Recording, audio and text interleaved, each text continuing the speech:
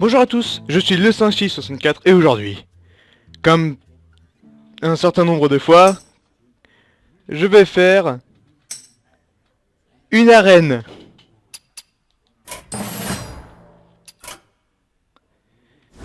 Donc alors, qui c'est qu'on va prendre? On a paladin, chaman et mage. Mage, on a déjà fait la première arène. Grâce au paladin, j'ai eu le seigneur Zaraxus. Je pense qu'on partira sur du chaman. Voilà. Merde bien, il m'inspire conscience. Alors, mauvais, pas très bon en arène, très susceptible au silence. Je pense qu'on partira sur un marche-soleil. En deuxième, les armes, c'est pas très courant chez les chamans. Un set provocation, c'est une grosse provocation, mais c'est pas assez efficace. Je pense que je partirai plutôt sur ça. Furie sanguinaire est très forte. Parce que avec le chaman, vous avez tendance à... En fait, en arène, vous avez surtout tendance à spammer vos pouvoirs héroïques, sauf dans le cas du démoniste, parce que vous prenez 2 dégâts.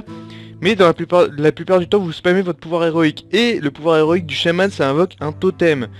Et par unité que vous avez sur le terrain, ça gagne plus 3 d'attaque, donc c'est un excellent finisher. Mais après, ce sera soit Bloodlust, soit le bombardier fou. Non, pas... Je sais pas, le bombardier fou, pas vraiment, je pense... Avec lui, on pourra faire plus de trades et la furie sanguinaire aura plus d'effets. Mais le problème, c'est qu'il faut en avoir déjà. Je pense que le bombardier fou, c'est plus sûr.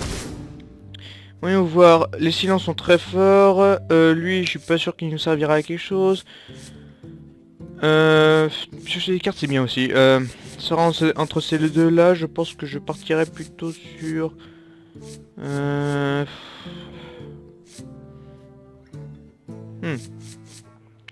c'est un choix assez compliqué. Je pense que je partirais plutôt sur le silence quand même. Un polymorphe. Sans hésiter, c'est un petit peu la version chaman du polymorphe. À la place d'avoir un mouton 1-1 du côté adverse, bah il y a une grenouille. 0-1 avec provocation. Alors, plutôt mauvais. Tout simplement parce que les totems ils ont 2 points de vie et il y en a un qui a un seul point de vie. Donc à la mort de celui-là, bah au final notre totem il crève donc il sert à rien. Lui, je sais pas. Non, il me semble pas intéressant. On partira plutôt sur une furie sanguinaire. Voyons voir. Soit ce sera un loup, soit ce sera lui, le gros bonhomme. On va prendre le gros bonhomme. Un autre silence ou une furie sanguinaire. C'est pour être aussi un deuxième bombardier fou, mais j'ai pas vraiment confiance au bombardier fou. Le silence est beaucoup plus puissant et beaucoup plus stable, on va dire. On va partir sur un silence. Lui, c'est absolument nul. Faut le dire. À part dans certains decks très spécifiques, il aura très peu d'utilité. Je veux dire, c'est vrai, c'est une 1-3, enfin c'est une 3-1 qui a Furie des Vents, donc du coup elle tapera à 6. Mais au final, vous défoncez un tour, donc... moyen. Je pense que je partirais plutôt sur un Senjin. Légendaire. Ouf. Alors ça, c'est de la légendaire. Enfin, Fugen, lui, on en a rien à foutre. Mais Ragnaros et Kel'Thuzad. Alors, Kel'Thuzad permettra de réinvoquer tous les serviteurs qui sont morts ce tour-là, ce qui veut dire qu'il est excellent pour les trades. Mais Ragnaros peut tout simplement détruire une unité par tour ou même tuer le champion.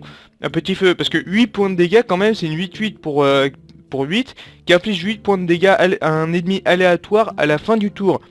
Donc déjà, quand il fait des dégâts à une unité, il les subit pas, contrairement à n'importe quel serviteur qui sera obligé de foncer dedans. Le combat est très serré. Je vous le dis honnêtement, c'est très serré entre Ragnaros et Kel'Thuzad. On va voir. Le truc de Kel'Thuzad, c'est que, franchement, si on balance ces deux-là sur le terrain, ils sont sur le terrain et qu'on les tue, ça peut avoir beaucoup de valeur, mais je sais pas.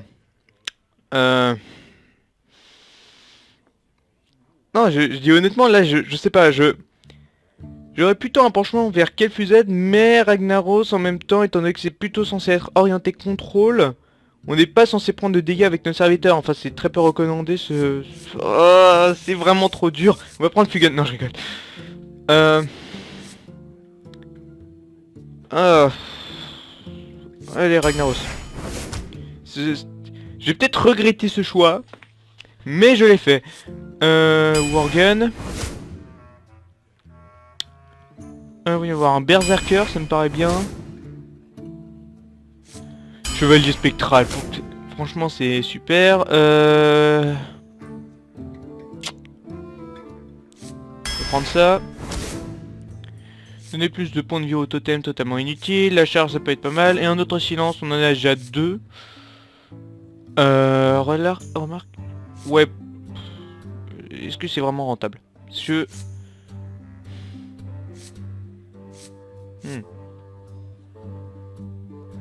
C'est un choix assez compliqué, je pense que... N'empêche, troisième silence, ça fait lourd à porter, on va partir sur lui. Celui-là est très bon. Je crois qu'on est obligé de prendre ce truc-là.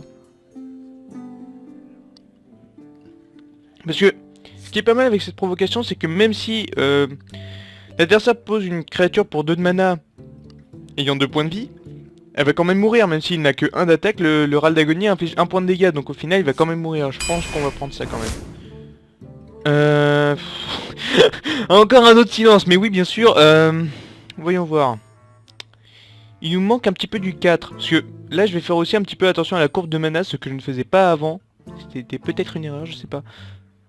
Je sais pas, je reviens encore sur cette décision, je suis même pas sûr d'avoir fait la bonne décision, parce qu'on a de bons serviteurs là quand même, hein. Franchement, si lui et son invocation elles peuvent tenir encore, si lui il peut tenir encore, c'est... Enfin bref, on va pas revenir là-dessus. Remarque que lui il peut être utile s'il y a déjà un serviteur sur le terrain. Mais oui, on peut faire 14... Oui, enfin c'est vrai, c'est un petit peu difficile d'essayer de parler du combo, enfin d'essayer de parler du type combo, d'essayer d'avoir des trucs qui font beaucoup de dégâts en un tour. C'est quand même bien d'y penser un petit peu. 3-3 pour 4, cela dit, c'est complètement ridicule. Ce serviteur par lui-même, il ne fera que dalle. Remarque, si c'est pas lui, ce sera encore un silence. C'est pas vrai. Allez, on part sur lui. La goule, excellente en arène. Oh, du épique, du épique. Alors, si on avait des boucliers... On en a 2 des boucliers divins. On en a 2, j'ai rien dit. Il pourrait être viable. Cela dit... Oh, le marteau du destin. Très très bonne carte, vous pouvez tout simplement défoncer. Pourquoi j'ai pas pris l'arme? La croc-roc. J'aurais plus 3. Cette arme donne furie des vents, donc du coup ça m'aurait fait 5 x 2, 10. 10 points de dégâts quand même. C'est pas mal, oui mais... Ce sera soit... En fait toutes ces cartes sont bonnes, elles sont bonnes. Enfin celle-là je l'ai peut-être un petit peu moins. Mais... Dans l'ensemble elles sont toutes bonnes. Celui-là il peut combo avec les boucliers divins. On en a 3 en plus, on a 3 boucliers divins. S'ils sont tous posés sur les terrains, ils gagnent beaucoup de valeur. Mais moi j'aurais préféré avec un paladin. Si je jouais paladin j'aurais pris ça sans hésiter. Mais là, c'est pas le cas. Ce sera soit un manipulateur, soit un marteau du destin. On partira plutôt sur... le manipulateur. J'aime pas trop la surcharge... En parlant de surcharge, on en a encore une, sauf que celle-là, ouais. Celle-là, faut vraiment la prendre. C'est une petite arme comme ça, qui coûte pas très cher, elle peut quand même permettre de tuer des petites créatures.